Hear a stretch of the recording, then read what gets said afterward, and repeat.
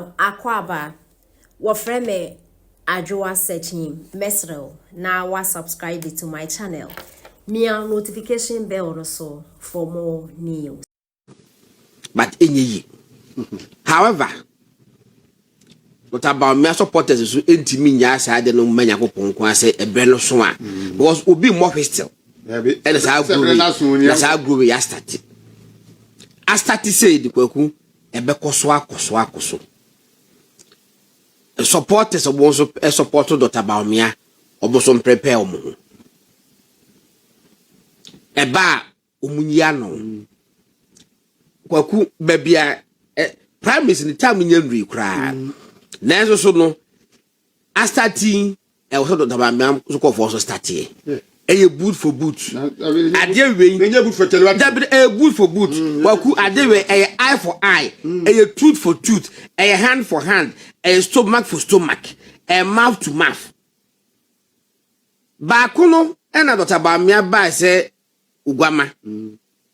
Because na enipa bebre wo gidie say eni said Dr. Baumia supporters e respond to them bebre bi because said that Dr. Baumia be win the primaries nyame adoma wo be hia wo bia moa na akwako win general elections ba kwaku ye nyina ye hu de call so mahu say na enipa bi eye o madwe say e bom paye say Dr. Baumia elusu 2024 elections na empe way for them to come and contest Dr. Baumia, beat Dr. Baumia and go and contest 2028 elections.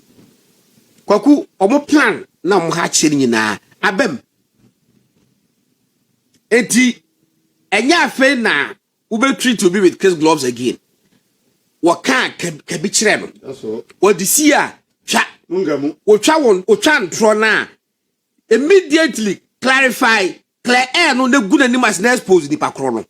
Yen twintwe so bi okay to aso me da sena ayi say na no me kan wo ha say Dr. Baumia should be involved and the me kan in whatever because of party mu bia no Dr. Baumia shouldn't sit on the fence and Dr. Baumia and the team no so no they know what to do what I say they know or if they don't know they should know what to do and so mo trance say SSA omuhu ne eso omo ye den omo ye animu ya so omo ye because omo anya dia ego ayi dance bre ene godon ese Dr. Baumia ene ne team no omuhu ne eso omo ye because ne beba no sinsei na se ne beba no sinsei dia e dey na won so ye because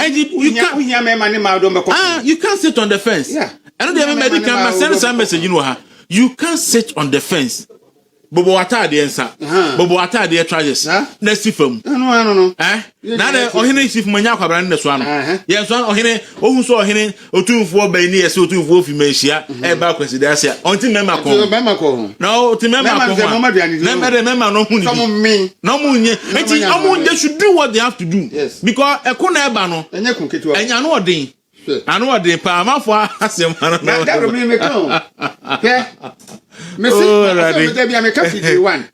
We MPP. Now we flag bearer ni BAD. This time, now so over Dr. Baumia and actually Nasa ya. What time we come to say you be the Chemua? I'm on Pie, send Baumia no be cancer on because Baumia might also be qua. Obebian one betunas as well, so maybe to the BT also be qua. Obey and your Placadam and your conic Claire, obey. Now, ye catch Dr. Baumia say, a money ain't yet. Ayi no pen once and politics once my own very once some dia and then they were jayo because maybe I do there e so Paul once because Crawford so be pass mama pa Crawford be pass mama you know na me kan no on faduma no mra yomo a on be ye adwuma no wo ho nti ne so mu ye bia no omo ntena se ntwen na sa go no me kan hanche and trusting train say a primaries bedu no aba be yesi because see time I say Baumia no make adi me candidate say time an MPP for internally say Akufo no na MPP for no ho ekon eti bia mo wi am ho tokwa na Akufo-Addo co election 2008 no na Akufo-Addo nye attractive to the ordinary Ghanaian kwana ko say in some way can fa Akufo-Addo ho or you arrogant or you say want me he for the kai I am people before after Kennedy nom Kofi Kumse nom any mpanifo tetisa woman egu Akufo-Addo ho fi gu nani mu asem the same way 2020 election 24 election ko yi in someone this for can fa ba omi awon he for the kai anya people for the kai but NDC for I don't want to cover. Anya before we go to Philly we to TV ho. Me back your voice. A video near the campaign wa ban. Enti no onipa tamfo ni fiefo. Enti no election a omo ba be koyi no. Election mu be den. Mu be den pa enti Dr. Bawumia omuso obu ne ho de. But edu ba bi ese folding his sleeves no na osi fam na adwuma ne koso ana se Kofi Kinata se orekodo yenya ti sigata no ade da katam ne yakofa na wo so wo be sha wa shirt sha wa trousers e be na kofa eji yenya ya na Akufo-Addo ne fiefo ns ton no ma bonti so for ton no Dr. Mahmoud Bawumia ni fiefo ene ton no ena abonti sofo eton no ohun se ekunu nya sha se kwa ni fiefo bi ma afan bi sha papa so edne ko achi enti wansia no sabre ya enu bre election be so no onya attractive the agenda they are pushing ena kremoni ena say enti ya santifo ena say acha say enti no ebeye another smear campaign on Dr. Mahmoud Bawumia. Adenta. When he winnie. Yes, he winnie. If you ask when he winnie. New to be asked. She cohered the Mukabina, Electron Onyangunini. Look, and then I say, I was worse for God. Look, I heard your mama appointment. May ye critical analysis of your mama appointment. Kona Koshe, and when I phone in people for a good Mahama. So, what in the base? For ministerial positions, no. We are CEOs in the time. CEOs, no, and the time.